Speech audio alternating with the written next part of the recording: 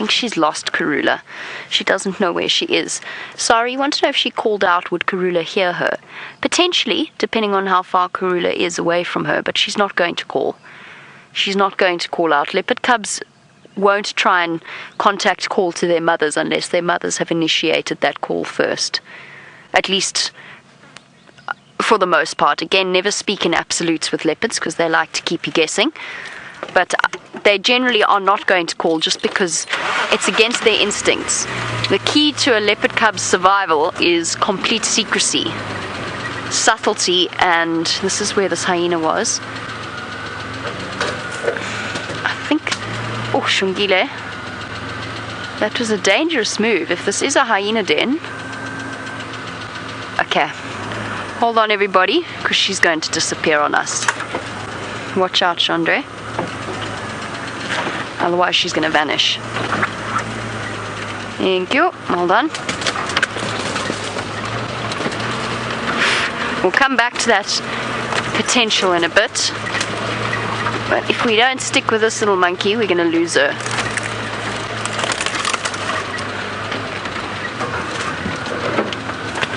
In a tree. In a silly tree. A thorny, silly tree.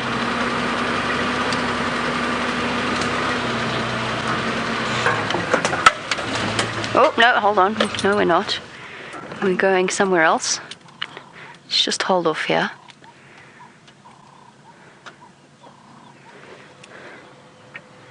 Xongile? Which way are you going? Have you stopped there now? No.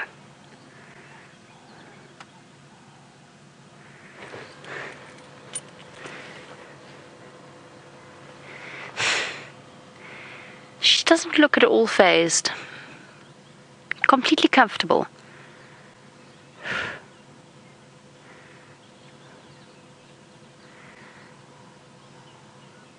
Still looking back at that hyena den.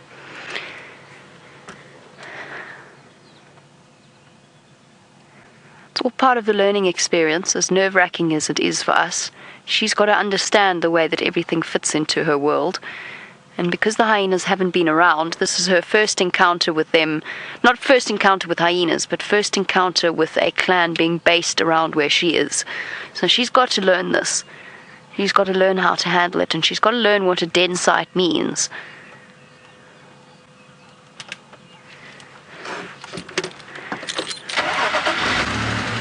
Sweet History, you say that she's got you so nervous. I'm not too worried. Funnily enough, there's something about Xongile that suggests to me she knows what she's doing.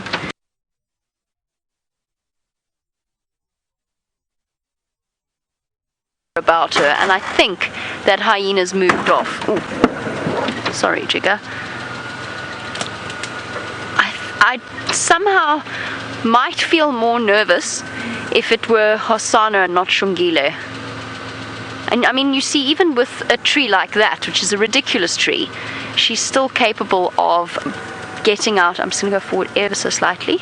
She's still capable of getting out of the reach of hyenas. She's fast enough now. She's old enough. She's fast enough. She's got the technique. I'm not as nervous as I would have been if she'd been 6 months old, for example. But then she'd never be displaying this behavior. But yes, somehow I'd feel more nervous with Hosana doing this. First of all, because he doesn't have very good spatial awareness, and that's not his fault. It's probably because he's grown faster than his sister, so he's clumsy like a teenager. And also, he tends to be slightly more cavalier with his safety. So I'm not as concerned. Of course, there's always the risk, there's always a slightly nerve-wracking feeling that perhaps the leopard cub's biting off more than they can chew. But this is why we've got to let the whole situation play out and let them learn the lessons that they have to learn.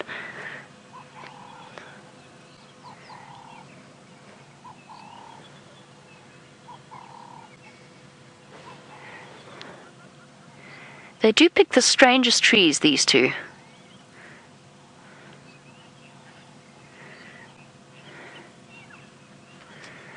I'm going to sit patiently with a little Xongile and see what she gets up to.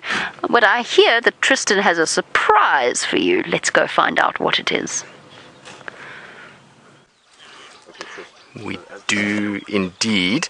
We have a little frog. So we have a foam nest tree frog, and look at the camouflage that this guy is showing. So sitting in this little tree here, and it's taken on the exact colors of that tree. So really, really well camouflaged at this stage.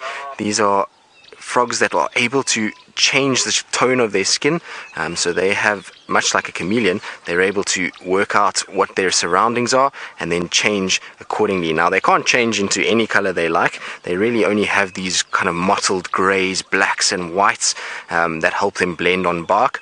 And then if it gets really hot today, what you'll find is that this guy will change coloration, so it will start to get more white in color.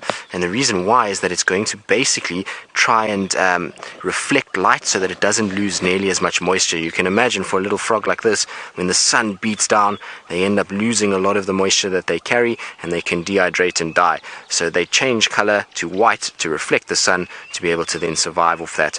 But now, because it's been cool and we've had a bit of rain this morning, we've got this little frog that is just busy camouflaging. It's trying not to draw any attention to itself. Luckily for us, we managed to find it and to be able to see it.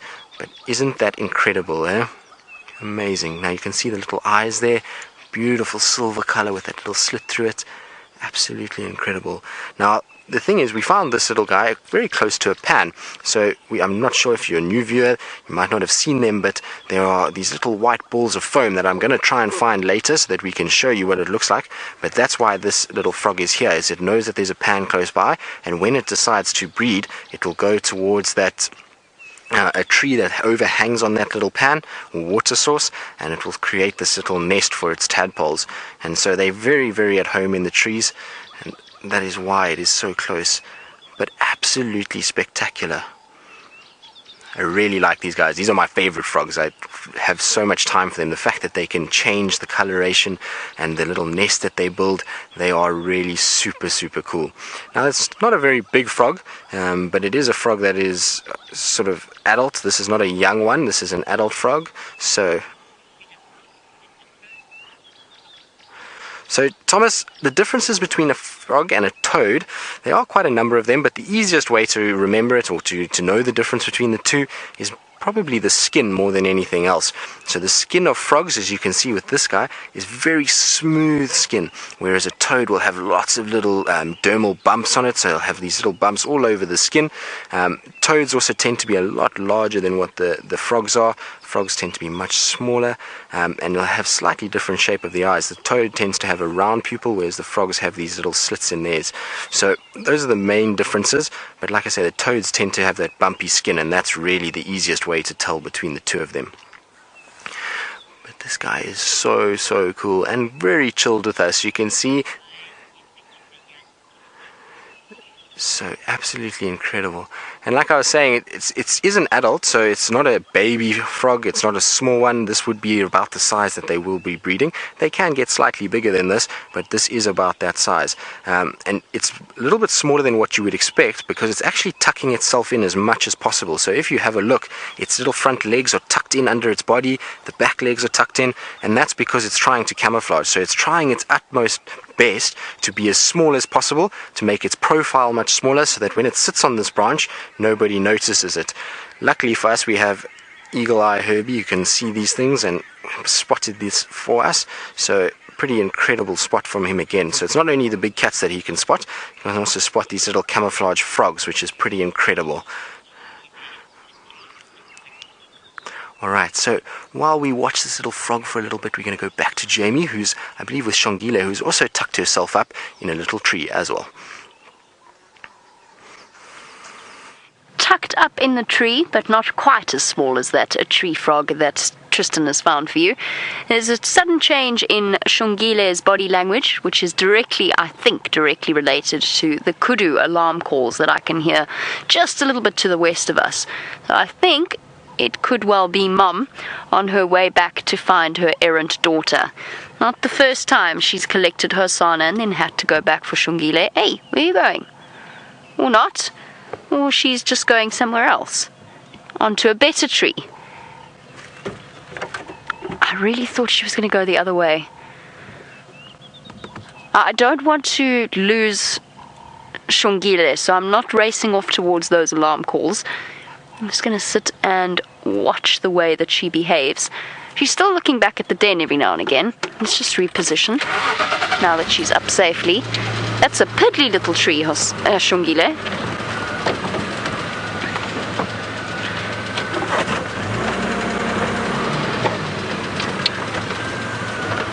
This might take some maneuvering.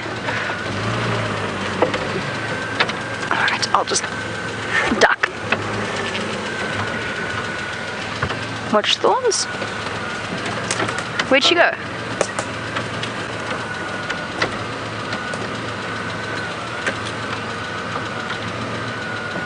Huh.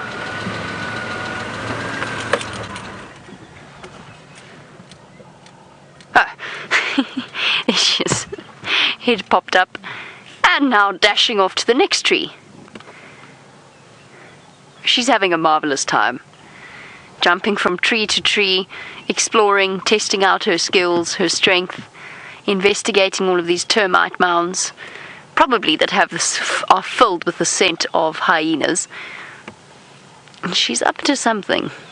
I think it's the thrill and the forbidden temptation of taunting hyenas that's causing this behavior. Naughty girl. Oops, sorry. Hold on. And there's also a guinea fowl alarm calling all over the place. Okay, let's go forward quickly while she's poised like that. Drat. Bad idea.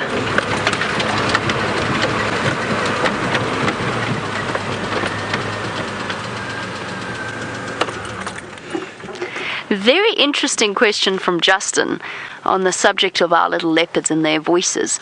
You want to know if we were to record a sound of Xongile, or I suppose any leopard, and were to play it back to them, would they recognize that it is their own voice? And evidence seems to suggest that yes, if you play a recording of a lion, or if you play recordings of lions' roars to them in a way that, say, it's their coalition mate or their pride members, or something similar, their response is very, very different than if you were to play the roar of an unknown or a strange male to them, or a strange group of females to them. They respond very differently, and I would not be at all surprised if leopards were no different. We can't, of course, be entirely sure, but I would hazard a guess and say that the leopards recognize each other's individual voices and their own. Well, obviously they recognize their own. And of course, we always sound slightly different, so there might be that too. The fact that whenever you listen to there's nothing more horrifying, and trust me, I think we know, than listening to yourself speak on a recording. It's awful. You sound completely different to how you imagine that you sound. Yet it seems as though lions can recognize their own voices. So perhaps leopards would as well. Right up into the tip-top of a marula tree. It's a good place to be.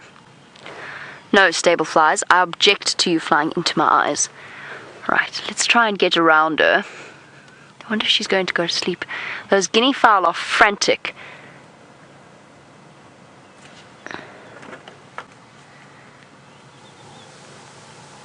They sound furious. I wonder where Karula is. Herbie doesn't think she's too far. I'm not sure. Mystery. And I don't want to... The best way of finding her, I think, at this point, we run the risk, if we leave Xongile now, we run the risk of losing her and not finding Karula. Whereas if we stick with her, at some point, there's a chance that Karula is going to come back and fetch her.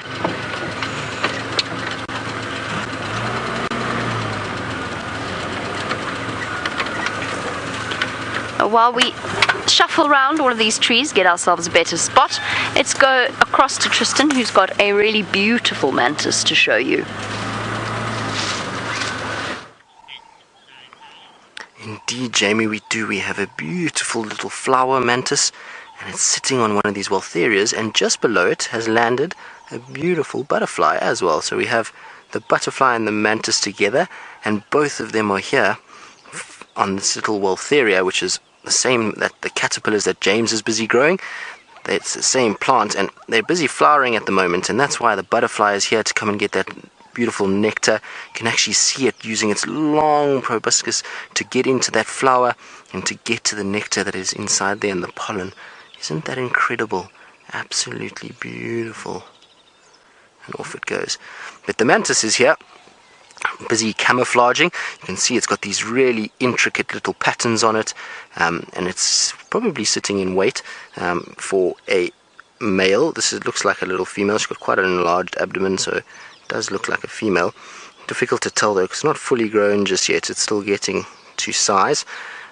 And they'll sit on these plants, and there's quite a few of them around at the moment on these Waltherias. If you look carefully, you find lots of them, so be looking for a mate to be able to then couple up with and start breeding.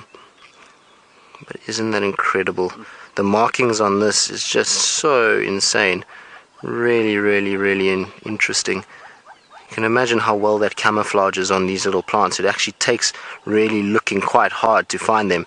The only thing that gives her away slightly is this white on her abdomen. If she didn't have that white, it would be really quite tough to be able to see. But absolutely beautiful. Just goes to show you, so while you're doing these walks, while tracking big cats and is always quite special, just walking in these little areas and seeing all these small things. These are all things that you miss when you're driving. You don't notice it nearly as much, and so coming in and looking around and separating the leaves out and having a look, there is so much life that is going on all over the place here. And often we get so caught up in these big animals and we walk around and we think, drive around and we think, a very quiet day. And when you actually stop and look and you start searching inside here, there's just life absolutely everywhere. And while I'm sitting here, I can see it in multiple other butterflies as well in the Waltherias. So on that one over there, there's a pair of spotted blues that are sitting on those flowers. Oh, they've just flown away. But they're also really little pretty butterflies, and again, just attracted to the flowering plants. You can see where they get their name spotted from. Lots of those little spots on the underside of the wing, and then when they pull the wing down, you'll find that it will be quite pale blue on top. Some of them, the females, will have a brownish marking with a little orange tip to the wing, but absolutely pretty little butterflies. So a wealth of insect life on these Waltherias. Just shows you what flowering plants can do. Lots and lots of food here for everybody, so it's causing quite a bit of chaos around here. And imagine in the insect world this would be like rush hour traffic at the moment. It's still quite cool, so they're probably taking advantage of that cooler weather. Also, there'll be a little bit of moisture on all of these plants, so if they're looking for water, they'll be able to get it off the leaves. I've been walking along and seeing some of the terminalias, and some of the terminalias have got water all over them.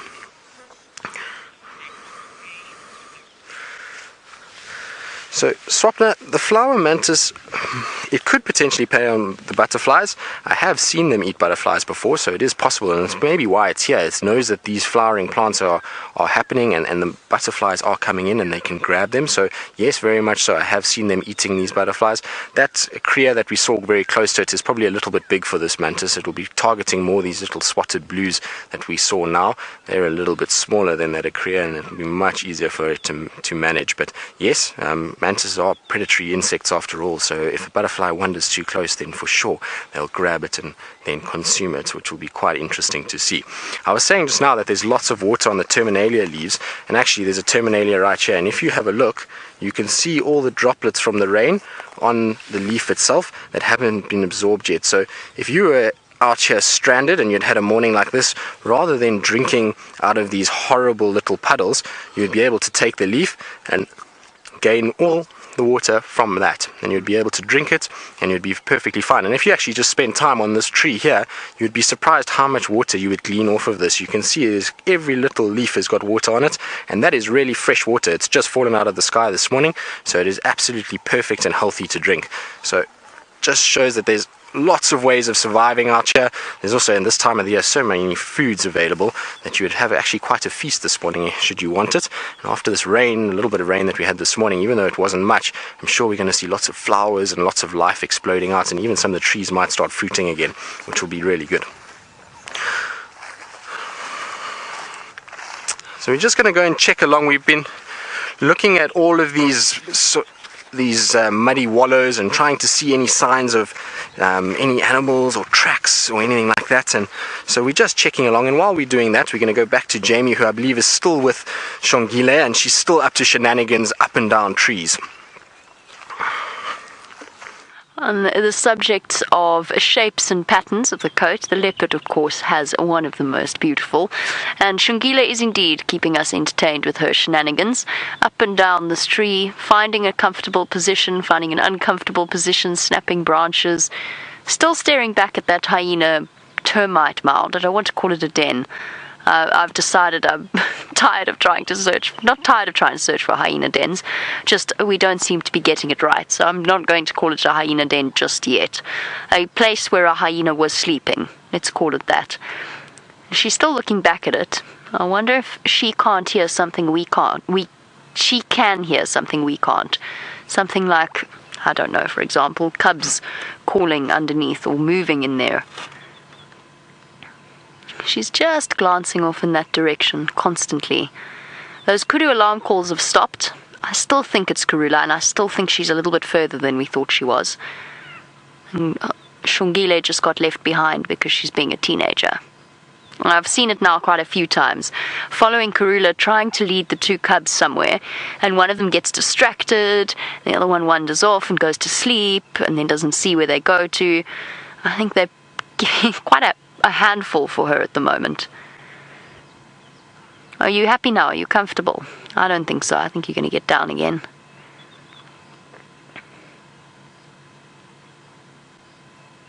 You can see she's poised. It must be so much fun to be as lithe as leopards are. Imagine being able to spring from branch to branch like that. Here we go.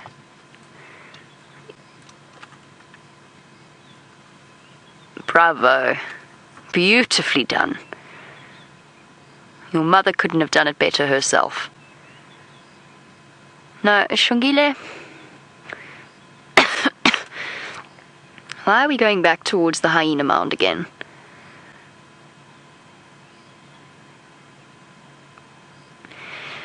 Okay. You know. Well, we know they're curious. We just have to hope the proverb doesn't hold true. I'm still not worried. I think she's got this situation under control. She's being a cat and a young leopard, and they have to go through these stages. Alright, let's catch up with her before she vanishes. And while we catch up with her, let's go across to James, who's travelled all the way to the Great Plains of the Cheetah.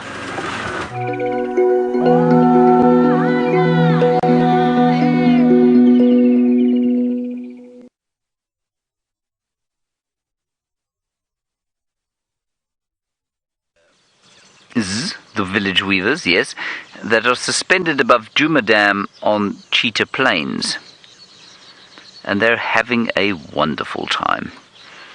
I love watching yellow weavers when they're knocking about like this. They're swizzling calls. Now, while we sit here, what I want to do is just, of course, if that leopard does something useful, or further useful, then we'll go back to her. But while we're just looking at those birds, I just want to read a little bit about the breeding, because it says polygynous, which usually means a female with more than one male. No, it's the other way around in this. Sometimes breeds in colonies, blah, blah, blah, blah. Blah, blah.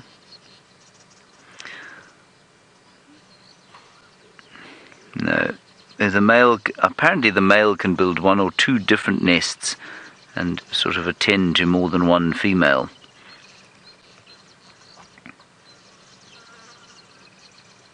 because the female does all of the incubating. And Red Sea, you say how you love these weavers. I love them too. I think they're great fun to watch, and it was so horrible last year not having any. They just didn't develop their summer plumage because there was no decent grass, so they couldn't build their nests, and I think they just went a whole year without even bothering to breed. Well, they're certainly making up for it now.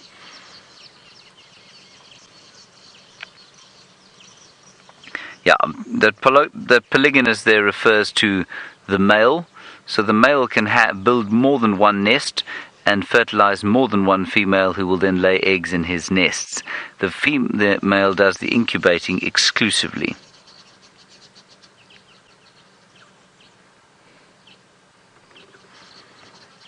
And of course this bird is heavily parasitized by the Diederik's cuckoo.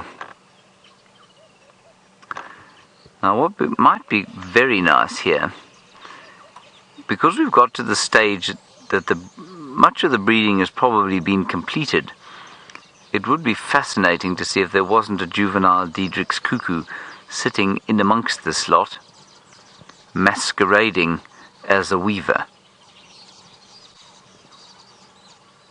It'd be thoroughly amusing to find.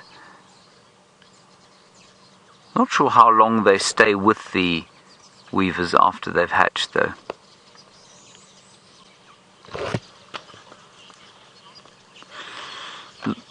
Laura, you want to know how many different types of weavers there are? The answer is many.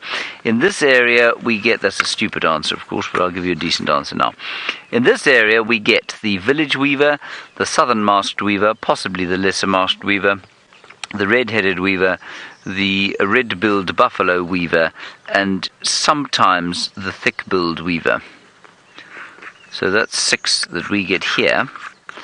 All in all, there are 1, 2, 3, 4, 5, 6, 7, 8, 9, 10, 11, 12, 13. I'll show them to you if you like. There they are. The chestnut weaver, quite an astounding little bird. I saw him in Namibia once. The forest or dark-backed weaver, that is a beautiful bird. I've seen that also down at Pinda.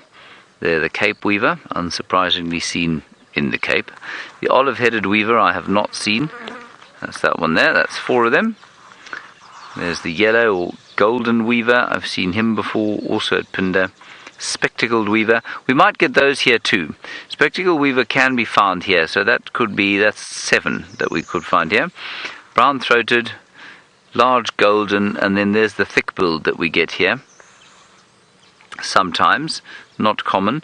More often they need reed beds to kind of to breed in, so they're found near more permanent water. Southern masked, very common. Lesser masked, fairly common. There's the spotted back that we've been looking at there.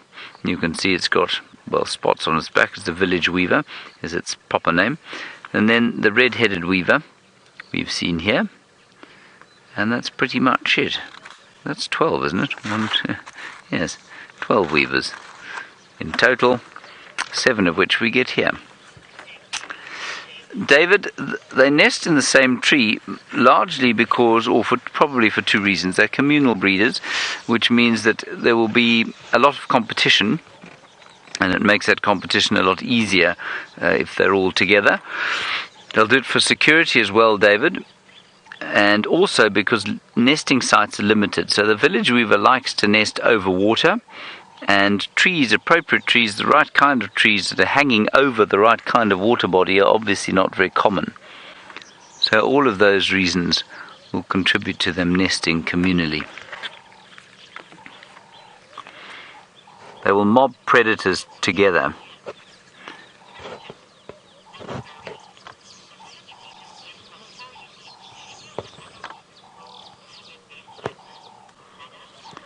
Anna, you say the village weaver's nest is unique. Do any of the other weavers build similar nests? Anna, yeah, they're not actually unique at all. Many weavers build very similar nests. In fact, just about all of them out here. And I will I'll show you a picture of all the nests. It's really quite impressive.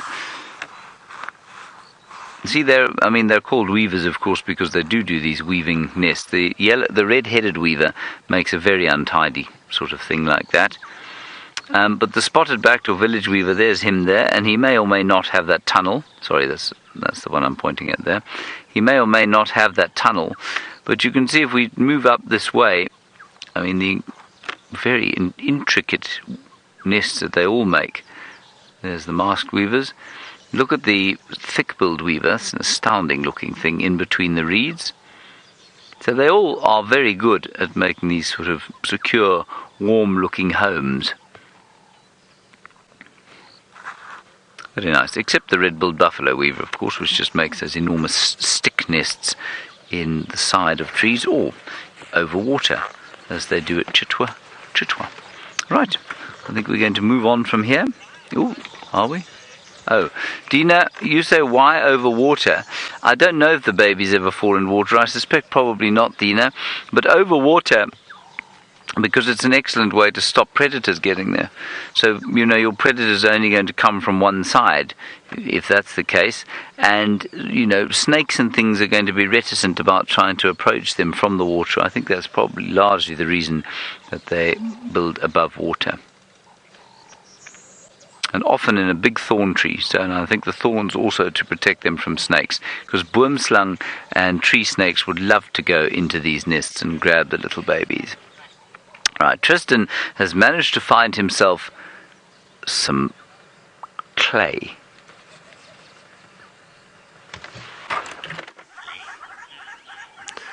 So, not clay, well, in the clay we've managed to find tiny little frogs. So these are called dwarf puddle frogs, and they get the name because they are absolutely minute. This little one that you're seeing here is actually not a baby. It's a fully grown adult. They only grow to about 2 centimeters or 21 millimeters as an adult, so they do not get very big at all. Now, I would try and show you in terms of a sense of size with my finger, but they're quite agile little things, so we're going to admire him for a bit before I do that. But isn't that cute? And you can see the little throat is going at 1,000,000 miles an hour. It's probably getting quite warm. And as we were saying earlier, we found them in the clay. So we're at this little pan that we were talking about a little bit earlier. And in between the cracks and the mud that is formed are these tiny little frogs. And there's hundreds of them inside the cracks. But this is the only one that's showing themselves. As you walk over the cracks, they come out with the vibration. And funny enough, I was watching herons the other day in a dry pan like this, and they were busy rooting around, and I was wondering what they were after, and this is obviously what they were looking for. While they're very minute, they're still going to be packed full of nutrients for a little bird, or a bird that is predatory on frogs, and so that's why they're here. I've also seen birds of prey like a African harrier hawk doing the same, so it's pretty incredible. And as we go out, you can actually see the size of the grass there. Now that grass is really, really small and not very big at all, and yet that frog is minute in comparison. It looks like it's in a town full of skyscrapers, so really, really, really small. I'm going to just try and see if I can put my finger there, and hopefully it won't go anywhere. But if you have a look, that's the size of my index finger in relation to this little frog. Isn't that incredible? Absolutely amazing. So we've had a good morning with frogs so far. There's been quite a few around. Maybe with that little bit of rain this morning, it's triggered them to start coming out a little bit. But that is absolutely incredible. Oh, and there it went. So they're top of it for a long period of time, then they start to come out a little bit. But we're not going to disturb them. Obviously, now that it's daylight, it's very dangerous for them to be out in the open. A small little frog like that is going to be on the menu for a multitude of different birds. So we're not going to play around here too much. We'll let that little one get back into its cracks before we carry on. Red indeed. they do blend in so well. It's actually really difficult to see them. I'm not sure how Herbie spotted it. It was sitting, like I say, just on the edge, and that coloration, it's so difficult. And in fact, we were sitting with it for a little bit of time before you came to us, and Dave and I had to constantly try and re-find it again. We were kind of keeping eyes on it, and once it jumps, you have to really focus to try and find it. So they are very well camouflaged, and they have to be. Being small like that, it means that there's going to be a number of predators, and so for them, they're going to try and kind of camouflage as best as possible so that they don't get eaten. So really good camouflage for this muddy area, that's for sure. Now, like I say, we're still just searching along. These muddy areas are so difficult to leave. There's so much that goes on there. We've been discussing tracks and looking at various things. We're actually in an area where Jamie was yesterday afternoon, and we were looking at the tracks that she was discussing yesterday and trying to figure out, and we've come to the same agreement that they came to yesterday afternoon, that all it is just water that's been drying, and it's kind of receded back and left these little sort of brush patterns in the mud. But it's always great to come to muddy areas because you get all kinds of really little tracks that you generally don't see. So things like mice or wasps collecting mud, even the frogs, they sometimes leave their little tracks in the mud. So really good place to investigate and to look around. It's always surprising what you find in these little muddy wallows. What is quite interesting actually when we were digging around here is the number of marulas that are in here. So obviously when this was full of water, it was a great place for an elephant to come have a mud bath, and while he was doing that he probably defecated, and that's why there's just a whole bunch of muddy marulas that are packed inside in that environment. So quite an interesting thing to see. You can actually see the little balls kind of all over the place there. Now those marulas are probably not edible anymore, and that's why they're still whole, but you can see actually the bits of dung as well from the elephant when it was muddy, so pretty cool. Alright, so we're going to carry on, see what else there is.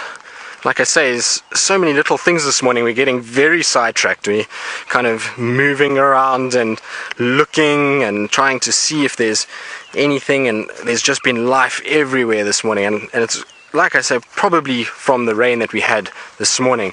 That bit of rain would have just gotten a little bit of life into everything.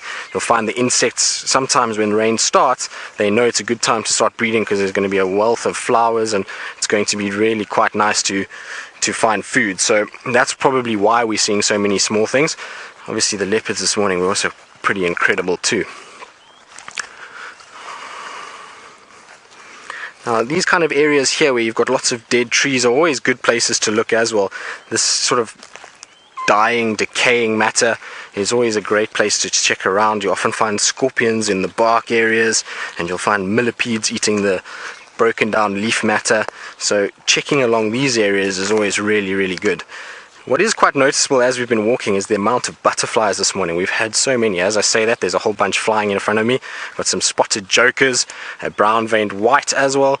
So lots and lots of butterflies that are flying around. Let's see if we can get some of them to stop. So here's one of the spotted jokers. Oh, it's just flown again. Let's see if it will. Oh, there we go. And isn't that beautiful? The markings on these butterflies is absolutely incredible. So striking.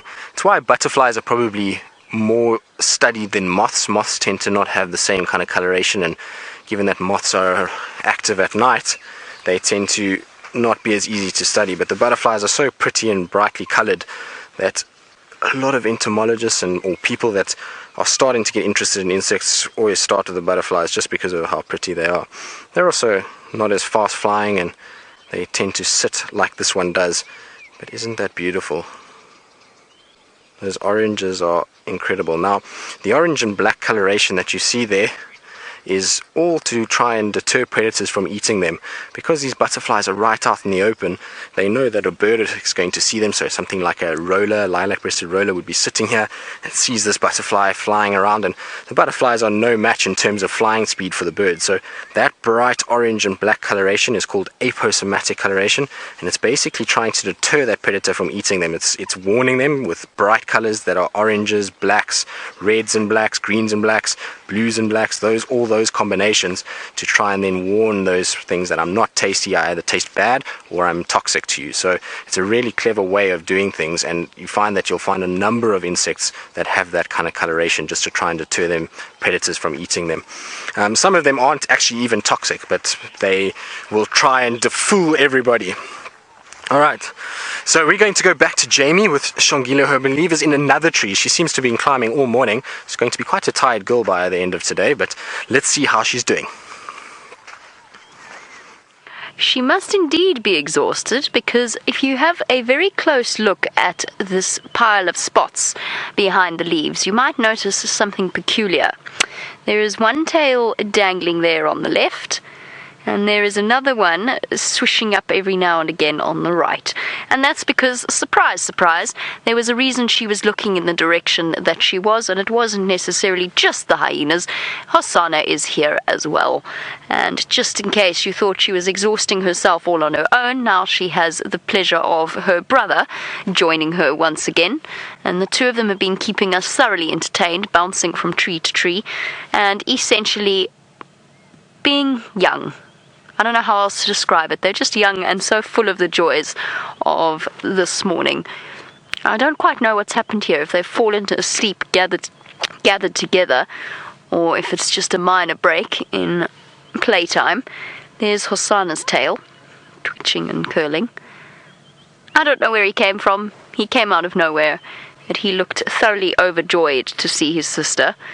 And she then spent the next 10 minutes showing him just how much more agile she is. They're too sweet, these two. Oh, aren't you trying to catch your sister's foot, her tail? A comfortable spot. Why must the two of you be in the least comfortable tree imaginable? Always. What is it with you two? There's a dead branch that's about to snap off. And I'm not quite sure exactly where it's about to snap off, but I would suggest keeping movements to an absolute minimum. There it is, there. It's dangling over the edge. It's just Reaper's.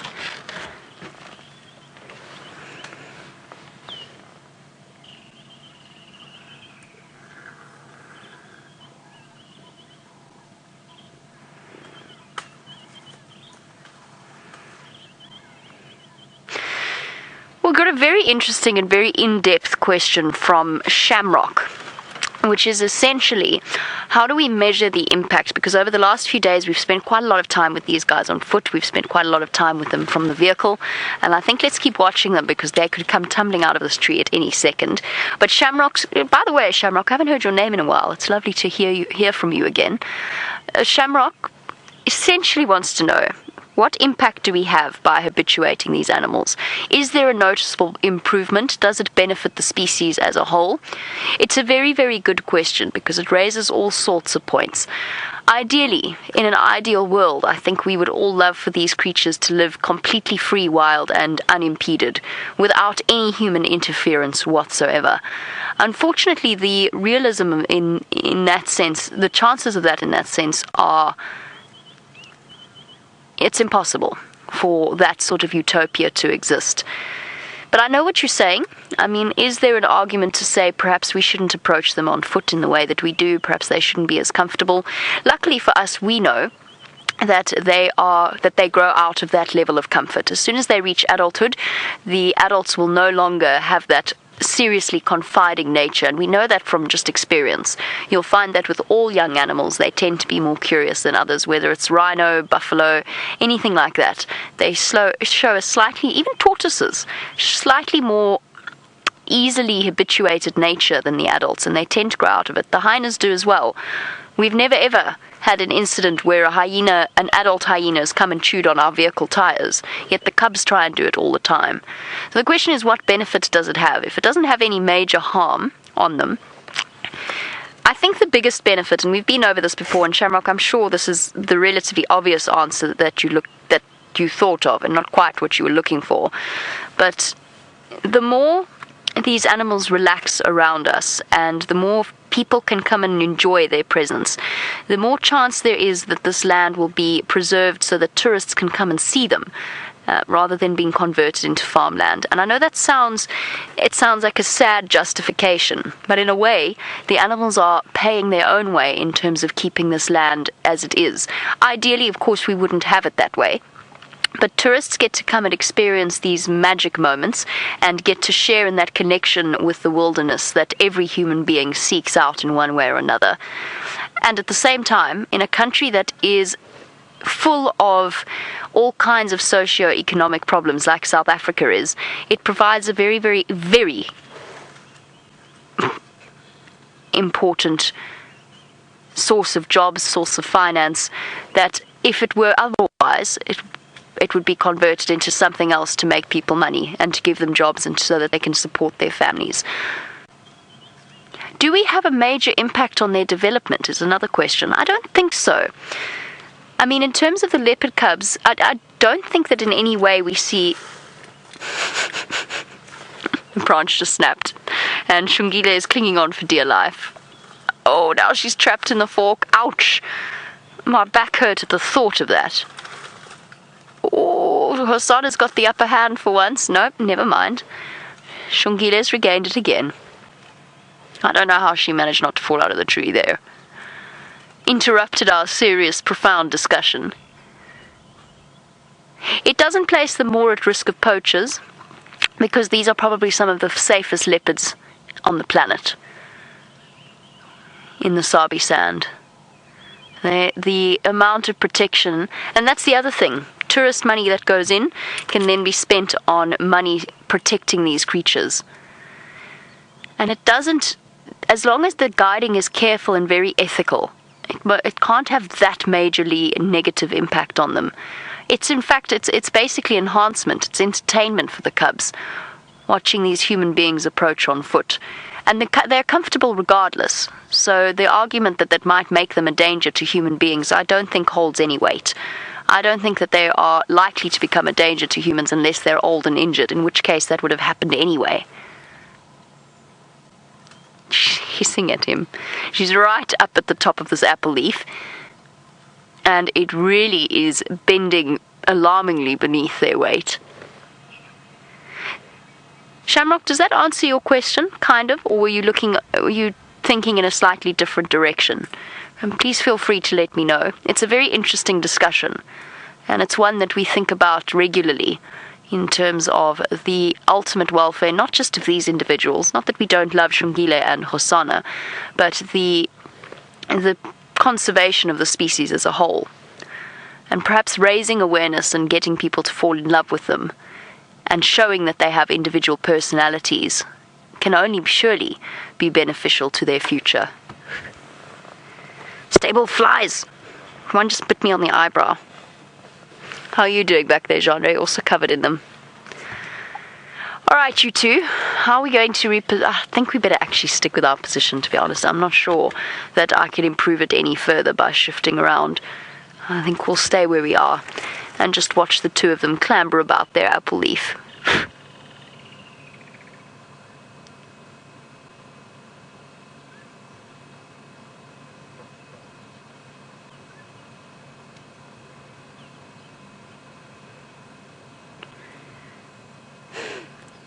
Hosana looking for a way to try and get to his sister. Nope, distracted by chewing on branches. I find it fascinating that they still do that regularly. Whenever they're in a tree or something like that, all of a sudden they just start biting the twig that's next to them. I wonder if they're still teething. They must be. They must still be growing their back molars. She just popped him on the nose.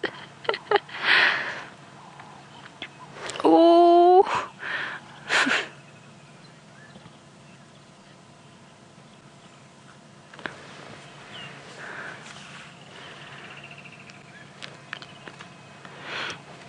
Another very good question from Jennifer, which is on that sort of subject. Do they let us get close to them because they're young, or is it part of their personalities? Do they recognize us individually, or would they be suspicious of a different guide, somebody that they didn't know? Jennifer, they let us get close to them because we've spent hours with them as cubs, when they were cubs. Now, those of you who've been watching for a considerable period of time, you know that when they were tiny, how we sat quietly, we whispered, they slunk up to us those first few times, looked at us with those bright, curious eyes, and We spent many months giving them as much distance as they needed, and I think that is why they feel so comfortable with us. Certainly they're more accommodating because they're young. As they get older, they'll have a greater comfort space, so the radius of their comfort level will be greater. And that, again, very much depends on whether or not they choose to come to you or you go to them. Karula's come and lay down right next to me, to the point that I could put my hand out and touch her, along with Xongile and Hosana, but that's about letting the animal choose. As to whether or not they recognize us, it's impossible for us to know, really. I don't think they would respond differently to any other guide, provided that guide's behavior and approach was the same as the one that we all demonstrate towards them, in terms of giving them plenty of their personal space. So, not racing in, putting our vehicles in low range, keeping the noise level to a minimum, those sorts of things, then absolutely I think they'd respond exactly the same, whether it were me, Brent, or somebody that they have never encountered before. But as to whether or not they recognize us as individuals, that's a different story. They might recognize us. I think they're intelligent enough to recognize us as individuals. I'm not sure whether or not they're bothered by that. I don't think they make their decisions based on who you are.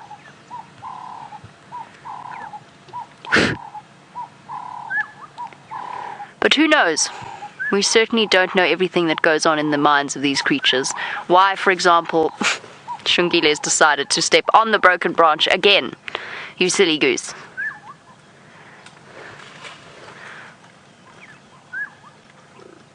Ooh, that was a serious growl.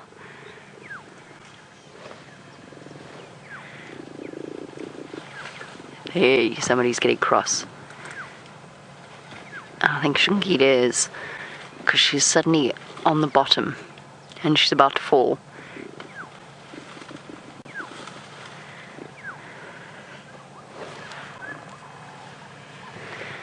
I'm just staying quiet so you can hear the rumbling sounds emanating from them.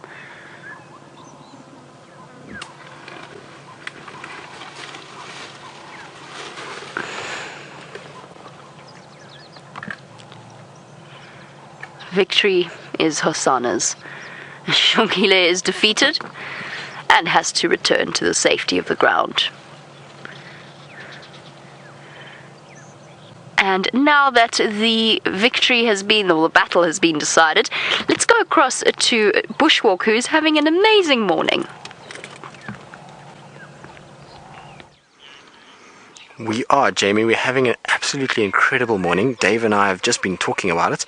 Now, I don't know if anybody can spot that, but in the middle of there is a big snake. So there we go.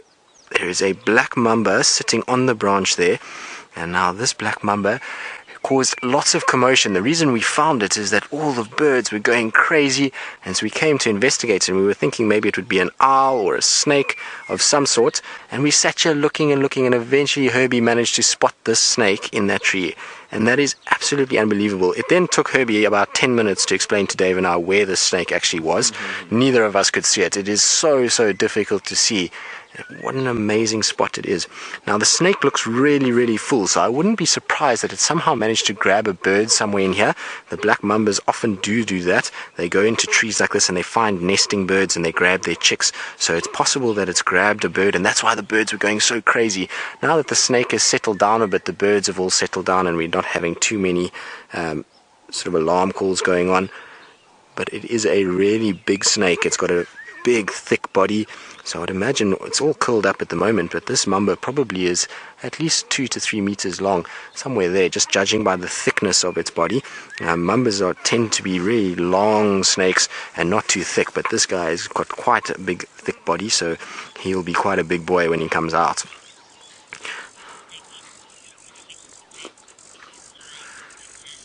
Alright, so while we watch our snake and see what it gets up to, we're going to go across to James, who I believe has got some hefty animals wallowing.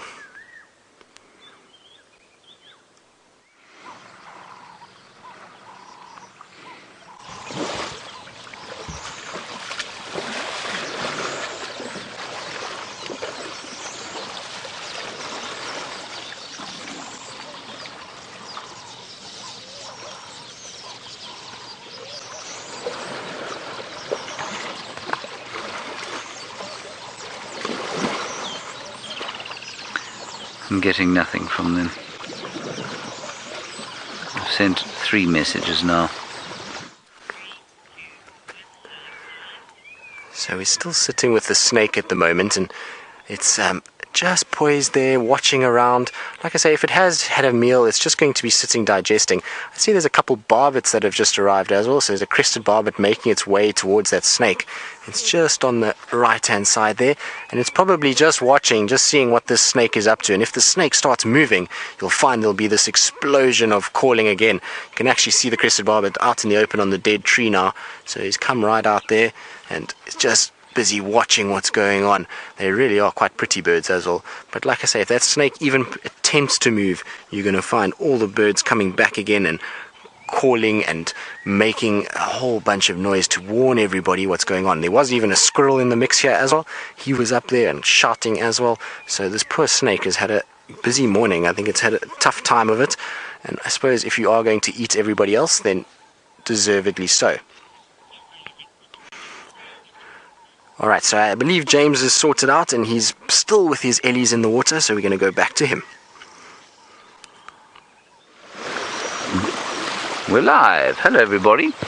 Here we are. We are having the best time with these 2 elephants who are having an even better time. Look at them, 2 young bulls playing with each other in the water here. And our questions, we have no communications with the final control but through the telephone. Isn't this cool?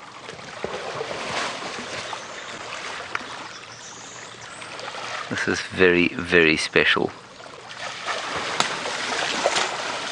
They're so close to us as well. You know, they're only about, 3 meters, 10 feet or so.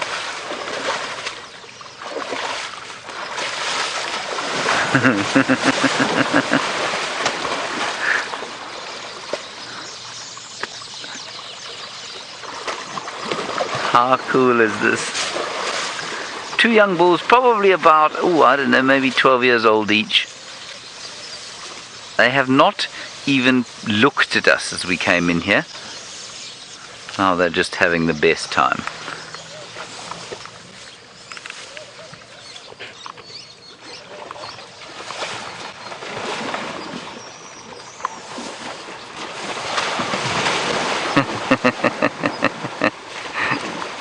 And back down they go.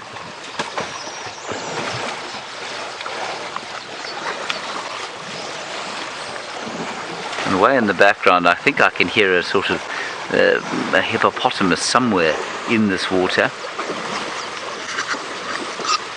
And they're just having too much fun. Having a little break from the very serious business of constant eating that they have to engage in. And there they go. Now what we'll do is we'll just drive. Oh, they're still having a little chase. I think we might be able to get a view of them from just further forward. I think the signal should be fine here.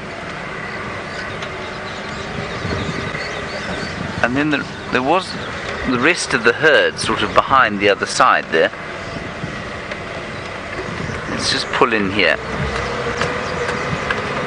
And we should have radio comms here as well.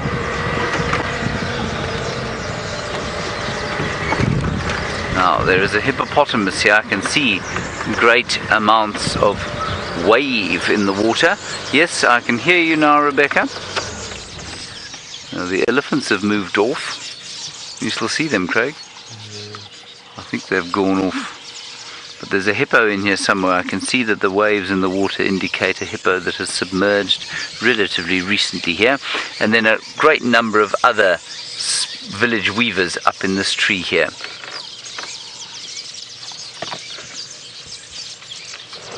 It was an extraordinarily nice surprise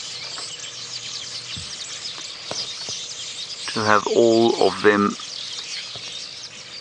all those little elephants playing there. And there is a red-headed weaver that lives in this tree as well, but I can't see him at the moment.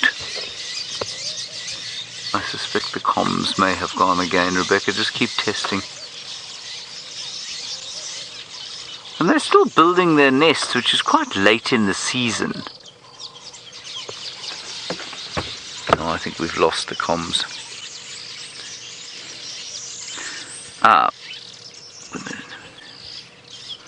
Apparently there's a question about whether those rips in the elephant ears would have caused pain to those elephants. Yes, they would have initially, definitely. And here they come again. They're coming back down to the water.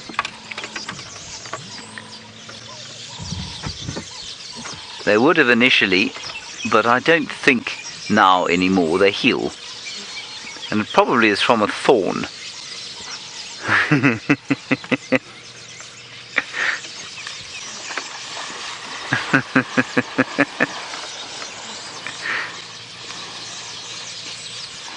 There's a small herd sort of off to the left-hand side of where they are, but clearly these guys have no interest in getting on with the serious business of life. They're going to swim now.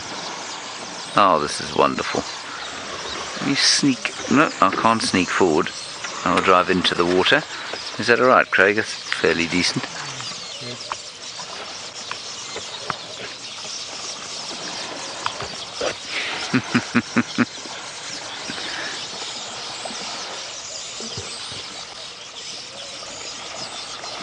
Yeah, no, Rebecca, all I got was blip dip.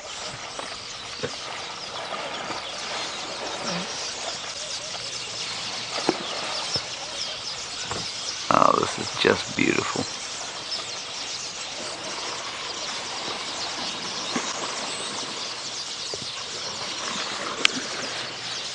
Let's see. And I suppose they'll have to go off and eat at some stage. Now we have one. Then James, you say, is it safe to assume that getting wet with a lack of waterproof skin has little effect on an elephant's health? Yes, James, I would say that's absolutely safe to assume, given that, of course, they've evolved to have slightly less than waterproof skin. So I don't think it makes a difference at all to their health. Indeed, it probably has some form of health benefit. Now, what James is talking about there is the fact that elephants don't have the most waterproof skin. And it's because we think because they don't have sweat glands, and so their bodies can evaporatively cool even in the absence of sweat glands like we have. This is just too wonderful.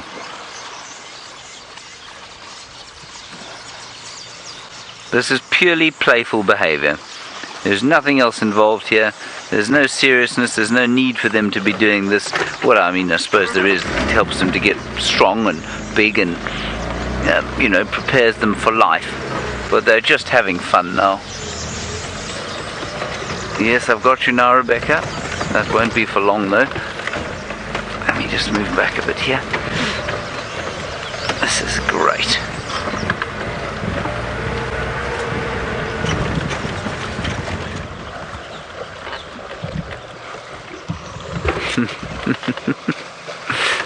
You know, they're almost exactly the same age.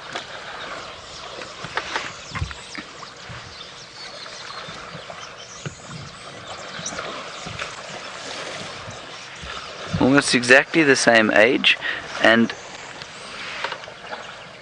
are you getting comms there?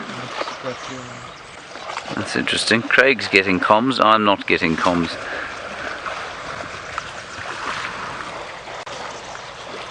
Craig, if there's a question that comes through, let me know, will you? I'll wait for it on my phone.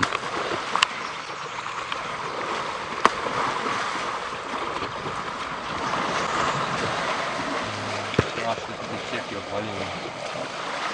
If you push them all the way out, they'll be entertaining.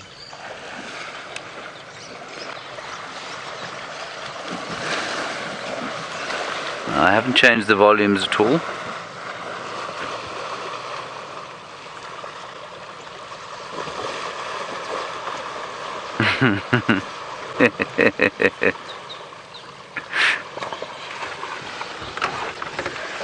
I'll check them. No, they're quite low actually. I suppose we should sneak a little bit forward.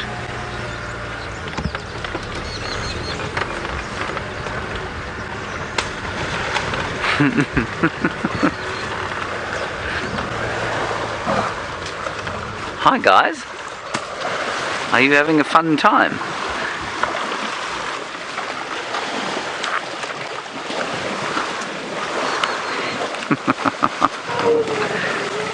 They are having the best time.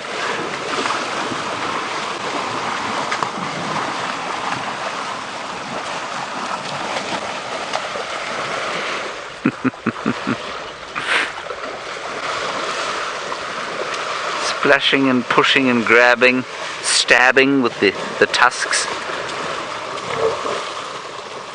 Right, Gemma, you say you assume the hippo won't bother them. No, the hippo will stay away from them. You know, these guys are young still, but they're already heavier than a big bull adult hippo. There's no real doubt out here, Gemma, ever, as to who the big boss of the wilderness is. And although these are small versions of the big boss,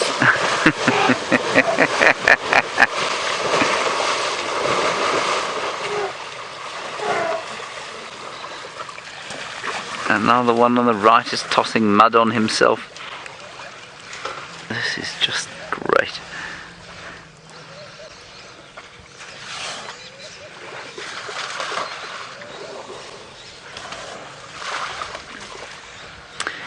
And then we have a question from the Lion King, who says, is the elephant tusk dangerous for other elephants while playing?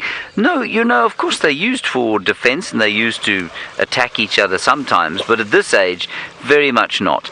You know, in the same way that you watch Xongile and Hosana playing, you've obviously watched them biting at each other. You've probably had cats or dogs in your life, and you've seen how they will bite you or each other in a playful manner. So this sort of play is doing the same thing. They're just kind of prodding each other with the tusks as opposed to using them seriously. Although, I mean, obviously that kind of force delivered to a human being would be extremely damaging. This is just brilliant. Now, Cosmic Kitten, what a wonderful name you have. Do male elephants have the same connection as females when they haven't seen each other in years? Yes, I think they do, you know.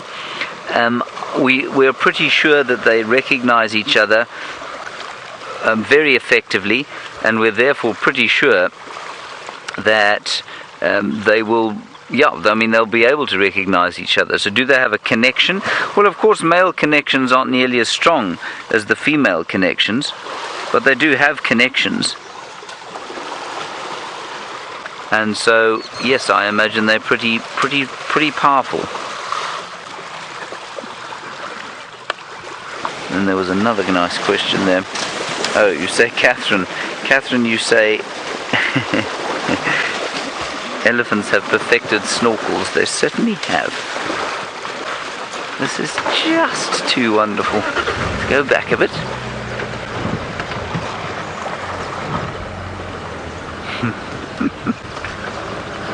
I'm so glad they came back. I thought we weren't going to see them again.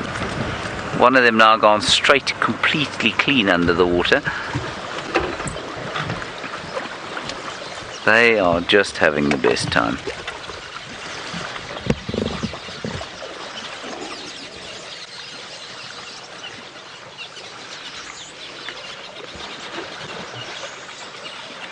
And obviously they can stand here. Elephants, can they swim? I think they're a bit like hippo in that they probably can't swim properly. Here, we got you that time, Rebecca. You can try now.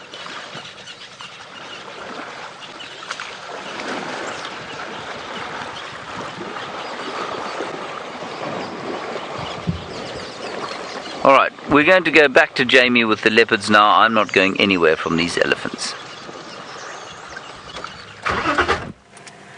While James sits with his wrestling Ellies, we are watching our two cubs who appear to have tired themselves out and are now resting high up in the branches of a tree, safe and sound and distinctly uncomfortable looking.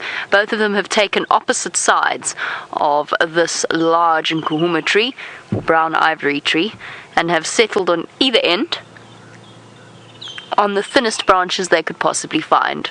It seems as though they went for flat rather than sort of bulk or width to keep them supported. I was just thinking about it with James's wrestling elephants and thinking that if leopards did any kind of a human sport, parkour would definitely be theirs. That is what they would excel at. Wild dogs, of course, would be long-distance running. But undoubtedly, leopards would be parkour champions. The way that they jump and move from tree to termite mound, leaping over obstacles. It must be wonderful to be that agile. Look at her little feet dangling down. I don't know how on earth she can feel secure like that. That branch is, I would say, not much wider than a leopard's tail. And now she's resting her full weight on there. It can't feel very secure.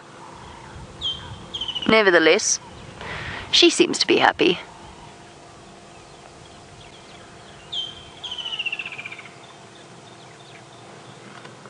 And very, very sleepy. I think that's that for our little leopard cubs for the morning. That's them done. It seems they follow a pattern every morning that we see them. The first 2 hours or so of frantic playing, and then exhausted sleeping. I mean, look at him. He looks like a toddler that's fallen asleep while it's been playing, just out of sheer exhaustion. Yes, was it a tough morning pushing your sister out of the tree?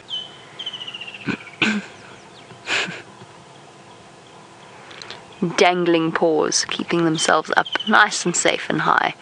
Perfect place to sleep. Catherine, you say you just love the way that leopards drape themselves across the tree branches. They do have a gift for making something that should be very uncomfortable look unbelievably comfortable, don't they? There's always something so iconic about looking at a leopard in a tree. Doesn't matter what the situation. A leopard in a tree immediately strikes up the feelings of the African continent as a whole. It is extraordinary the way that they do that. I don't think I would look that. I know I would not look that comfortable. I mean, look how dignified she looks. Admittedly, even Xongile can't quite make this one look that comfortable, because her chest is now draped over one side, but she's managed to make it work. She's not staying like that for long, surely. That cannot be comfortable. Imagine the strain on her shoulder now.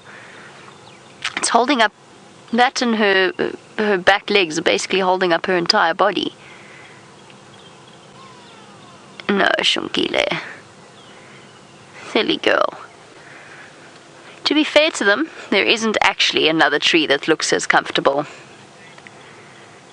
While our leopards snooze away during their nap time, let us head across to a bushwalk and see what they're up to. Bushwalk. So we're still here with this black mamba. We've just repositioned ourselves so we can get a better view of it, and there's a very brave crested barbet that is flittering about very close to the snake, and it got really, really close, and the snake was giving it the beady eye, but the barbet had some common sense and moved away. But you can see there, it's right near it, and it's busy harassing the snake. But from this angle, you can actually see the size of that snake and the thickness of it, and how curled and coiled it is. So even though it looked really small from the other angle, you can see now that that's quite a long snake. And this barbet, all it's doing is, you can see it's doing the wing flapping, so it's signaling to other birds that it's found a potential danger, and it's been making a few noises, nothing too crazy yet, and that's probably because the snake isn't reacting to it. If the snake started to move, you'd find then it would really start to get quite upset and make a lot of noise. So, Jared, black mambas can eat quite big things. I've seen them go after squirrels, cane rats, which is a large rat that we get in this area, and when I say large, I would say about the size of a Jack Russell or a small dog. So I have heard of them taking those kind of dogs before as well. I was just telling Dave that I've once saw a snake that had 4 starlings in it, so Birchall starlings. So the Birchall starling is quite a big bird as well, and so to pack 4 of them in is quite a bit. I have heard of them taking steenbok, but I've never actually heard of them eating that. I've just heard of them biting one, but never actually consuming it. They don't have the same jaw structure as something like a python that is able to split in 4 places and be able to swallow those really large animals. So mostly they'll go after slightly smaller things. So birds are pretty much mostly what they have, and then small rodents and rats as well. But this snake is still growing, so it's not fully grown by any stretch of the imagination. So you can imagine when this gets to 4 meters, how big it will be able to, how big predators it will be able to go after. My World Jaw music. Squirrels won't really go after mambas like this. They're very scared of them. So what they do is they come close to keep an eye on the, well, you can hear the starling now going crazy, but the squirrels will come to keep an eye on that snake and to be able to alarm call and tell everybody that it spotted it, and then watch that snake, so in case it comes close to it.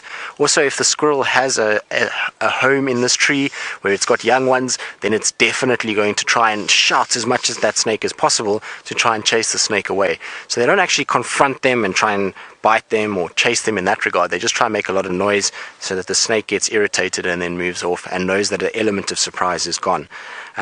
What does go after black mambas is mongoose. I have seen slender mongoose go after them and banded mongoose. I had a crazy sighting the other day at Chitwa, well, not the other day, about a few years ago at Chitwa, where 2 slender mongoose attacked a black mamba, and they actually ended up killing it and eating it. It was incredible to watch the 2 of them go after it, and the black mamba was trying to go back and forth to chase these mongoose, and the mongoose were just too quick, and they kept biting, and eventually they just bit around the spine area and they disabled the snake from there.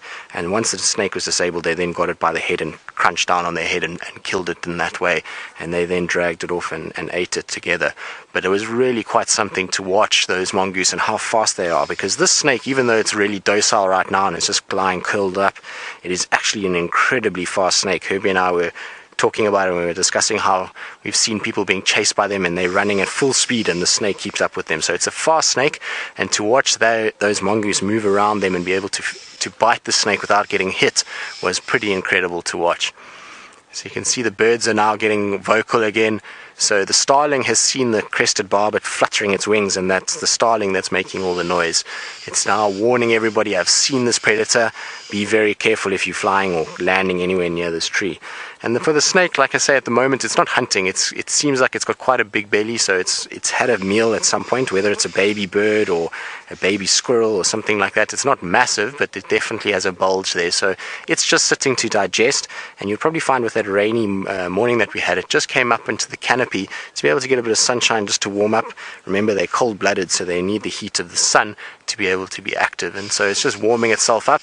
Eventually it will start coming down and finding a more sheltered area so that it doesn't get shouted at. Alright, but we're going to leave this mamba here so it doesn't fall on our heads and cause any trouble, and while we do that, we're going to go back to James, who's still with his Ellies. Right, everybody, we're back again. You're having a wonderful time on mambas and barbets and leopards and elephants, and these guys are just having the best time. They got out of the water, they've come back into the water, they're having a good old wrestle, splashing each other. They're almost exactly the same size, and so there's really no kind of obvious dominance here. The rest of the herd has wandered off sort of behind where they're standing now. And I suspect that they will get the command to leave fairly soon. Now we'll attack a bush. But being in the water is just too much fun, and any of you who've got kids, of course, will know that this is exactly how human being children behave. They don't want to get out of the water when it's hot and they're having a nice swim.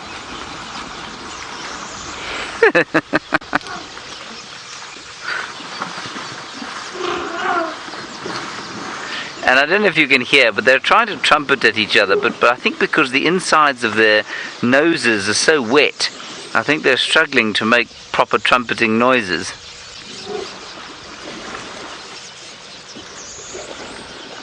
Straight under the water.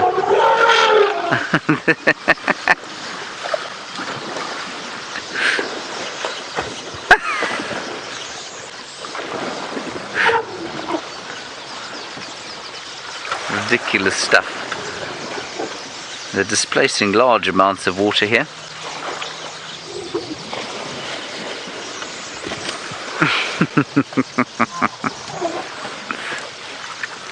I can hear some baboons alarm calling off as well. To the side. I'm not sure what they would be going on at. We did come just to there's a brief hiatus. We went through all the clearings of Cheetah Plains. We found an elephant there, but nothing in the way of those Birmingham boys or the cheetah.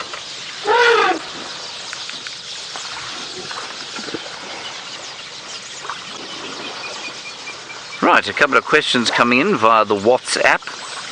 Betty Sleep, you want to know if elephants engage each other. Why would older elephants engage each other like this? They tend not to, you know. I mean, they do sometimes, but not like this. It's exactly the same as with human beings and indeed with all mammals. They play when they're young, and the older they get, the less they want to play, and the more seriously they take life. So you won't find two adult bulls doing what these guys are doing. You might find two adult bulls giving each other a little bit of a shove in the water briefly, but it wouldn't happen a lot. And Larry, you see, they seem so much more intelligent than other animals, socially and creatively. Larry, I don't know how creative they are. You know why we think they're more intelligent, and certainly from a human perspective they might be, but it's because they do things that we do. They play like we do. We can identify with what they're doing, and so our assumption, therefore, is that they must be clever like we are. Well, like some of us are. And I think they are intelligent. I'm not sure that they're not going to do calculus. That's always my favorite thing to say. But yes, from a human perspective, they are good at problem solving. They remember things.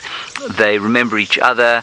This kind of children behavior. I mean, you've seen your own children doing exactly the same thing if you've got kids. Into the water again. Let's get out. Okay, now let's just go for one more swim. It's just like they're on holiday here. Right, let me move a bit again from the side. So, Larry, that's my impression there of their intelligence. Excuse me being on the phone, but that's the only way I can get your questions out. Then Brendan Bissonette, why do elephants keep touching their tusks with their trunks? I think it's just the same as us fiddling. You know, it's the same as us fiddling with our hemline on our clothes, or holding our hands, or, you know, like some people scratch their noses or fiddle with their earlobes or that sort of thing. I don't think there's any reason other than that. And then somebody called Zaz Ethel Mosley, hello Zaz Ethel Mosley, would a croc go after their feet to drag them down? No, they wouldn't. A crocodile would not do that, and that of course is amply exemplified, or the reason for which is given in Rudyard Kipling's book The Great Grey Greasy Limpopo River, or about the Great Grey Greasy Limpopo River, where the crocodile grabbed the elephant by the trunk, was lifted clean out of the water, swung around vigorously and thrown into the sun. And Lauren, you say, how old are the Ellies and how much longer will they be with the herd? Well, these guys, I wouldn't say, I don't think that they're much more than 12 years old, maybe, and they'll stay with the herd till they're roughly 20, I suppose, or 17, I suppose. You see all the birds fly out there. Because the elephant shook the tree. Nothing out here, I'm afraid, can stand in the way of a massive elephant like this.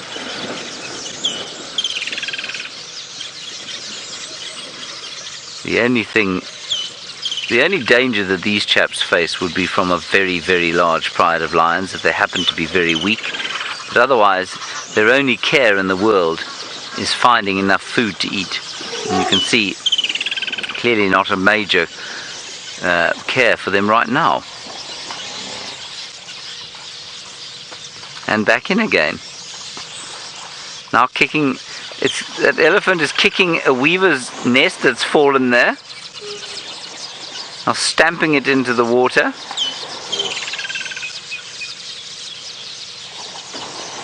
Now, that kind of posture you're seeing there with that elephant I mean, if you saw an elephant doing that normally, you'd think it was distressed, with the tail stuck out and the ears open. But clearly, there's nothing distressed about that elephant in the slightest. It's just having fun. It's now kicking weavers' nests. Spotted another one. There we go. Stomped on it. But doesn't want to get too far away from the water. working themselves into an absolute frenzy. They're going to be so tired later.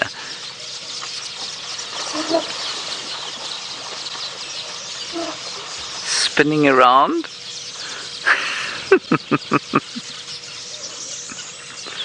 This is just priceless.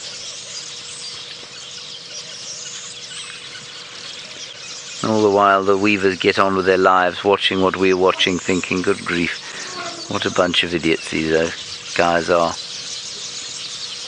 They are bashing each other just back there. And although it looks quite vicious, it really isn't. I mean, I think it's very much the same as watching those leopard cubs play with each other. Alrighty, let's head back to Tristan. We're going to leave these elephants as they disappear, and we'll see you back at Djuma, perhaps.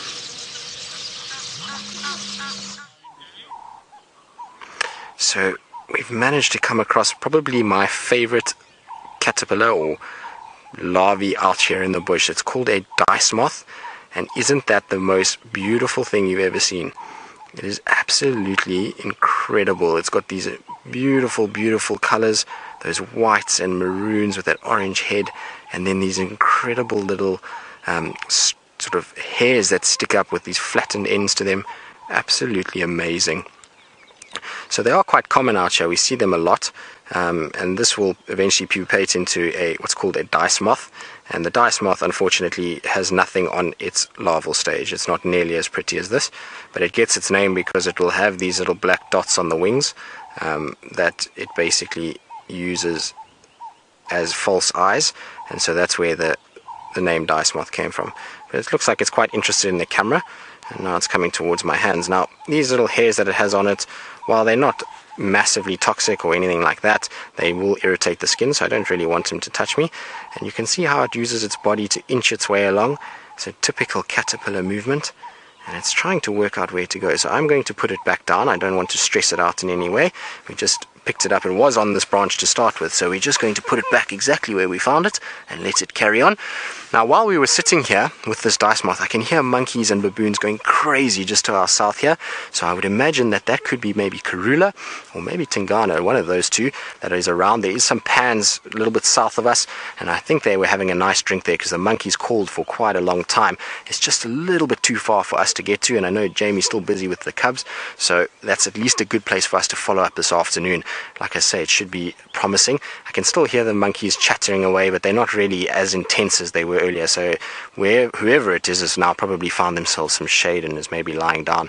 Like I say, I'm sure she was drinking, and that's why the monkeys went alarming so much. Alright, so we're going to start heading back home. It's that time of the day. It's been an absolute pleasure. Dave and myself have really enjoyed having you with us. I hope you've enjoyed the walk, and we're going to go back to Jamie and see what she's doing with the leopards in the trees. I'm simply enjoying the last few minutes of our sunrise safari with our leopards in trees. They appear to have put aside their sibling differences. Xongile went up and gave Hosana a thorough licking and cleaning, cleaned behind the back of his ears, plucked away any errant ticks that might have been there, and then found herself a comfortable spot on a branch not too far away from him. So differences resolved, I think, for the morning. The two of them just going to relax in each other's company until Mum returns to collect them.